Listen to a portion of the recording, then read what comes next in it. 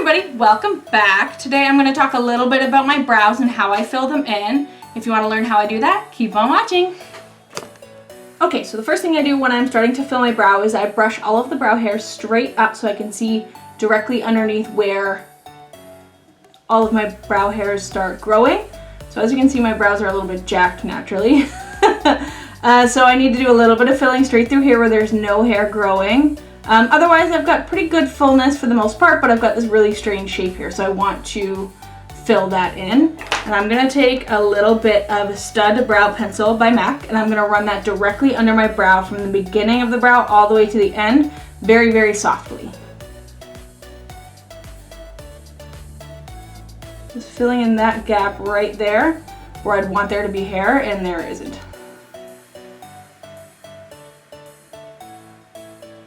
And extend it out to the tail, as far as you want your brow to go.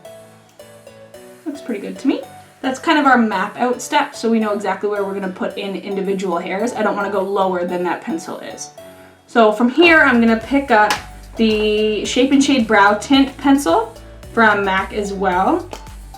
And this guy has a cool applicator, so it's got a little, almost like felt tip brush applicator, almost like a liquid liner to draw in your individual hairs.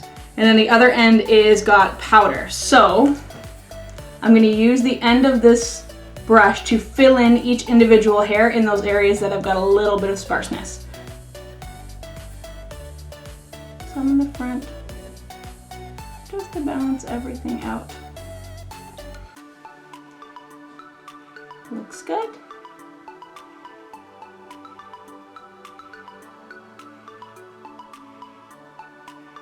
And fill to your desired fullness or darkness.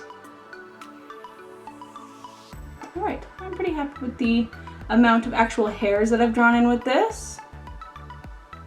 And then I'm going to go in one more step with a little bit of the powder that comes on the end of this. Now the applicator that this comes with is almost like a blunt, like felt tip smudger like you'd get on the end of an eyeliner. I don't particularly like to use this to fill in my brows. I generally like to go in with an angled brush. I'm going to take my e.l.f. brush, the angled liner brush, and just press a little bit of powder into the tip of that from the applicator. Push that powder in between all of the areas that we kind of missed with both of the other products. This just kind of gives us the all over fill. But it's quite soft, and this powder is a little bit volumizing, so you'll notice that it makes the brow hairs look quite a bit thicker, the natural ones you have, which is great. Brush through. Awesome. Now at this point it doesn't have to be perfect, of course. I'm going to go in and conceal the underside to make it a little bit sharper and more defined. That's just my personal preference on how I like my brows to look, but that's totally up to you. If you want to leave it at this step, you totally could. It looks very natural, a little bit fluffier. Awesome, I think it's now time to conceal under the brow.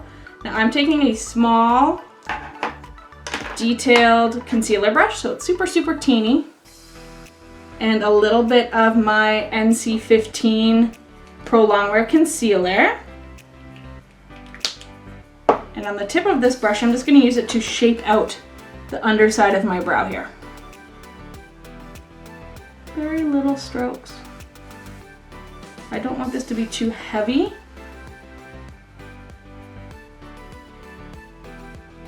I'm going to blend it out onto the eyelid anyway, but we don't want this line to look like there's a thick layer of product sitting underneath the brow.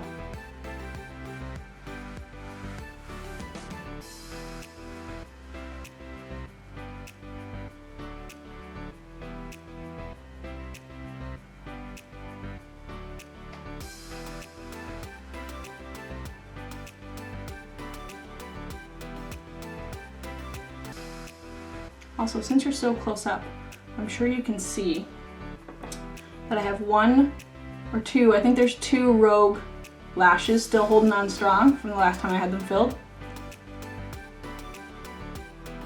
They're probably going to be there forever. Like, I don't know how to get rid of them. I've been putting mascara on basically every day, doing everything you shouldn't do with lash extensions. And they're still holding strong. Like, I can't believe these things. I'll take a little bit more and just pop it down closer to the eyelid. Make sure everything's blended. I have a rogue brush hair here, sorry. And I like to use a concealer that's about 1 to 2 shades lighter, if not more, of my skin tone. Depends on how dramatic the look that I'm going for is. Obviously, the more dramatic and intense the look is, the lighter I can go with the concealer to make it a little bit brighter and more contrasted to my skin tone.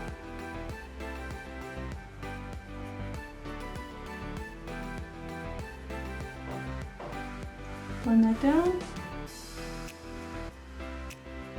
And that, for the most part, is it for my brows, other than I take a little bit of my primer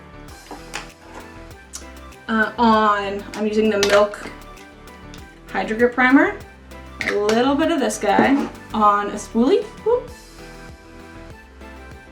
And I use it to push my brow hairs up because it's not as stiff or as hard as actual brow gel, but it almost gives a little bit of a soapy brow effect.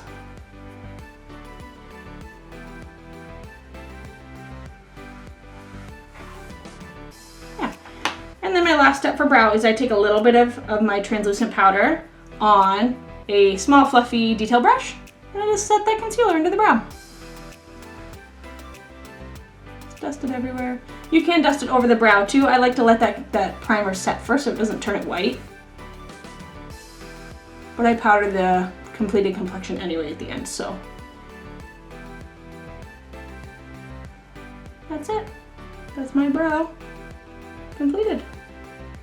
Alright guys, well that's it. That's pretty much how I fill in my brows for every day for the most part. If you have any other questions, comments, or concerns, feel free to leave them below. Until next time though, I'll see you then. Bye! I tried to do my hair in this cute little like updo because I'm literally going crazy stuck in this house right now. And this is what came of it. Flyaways everywhere. I got like fake flowers going on in the back. Here we are. Day what, like 30?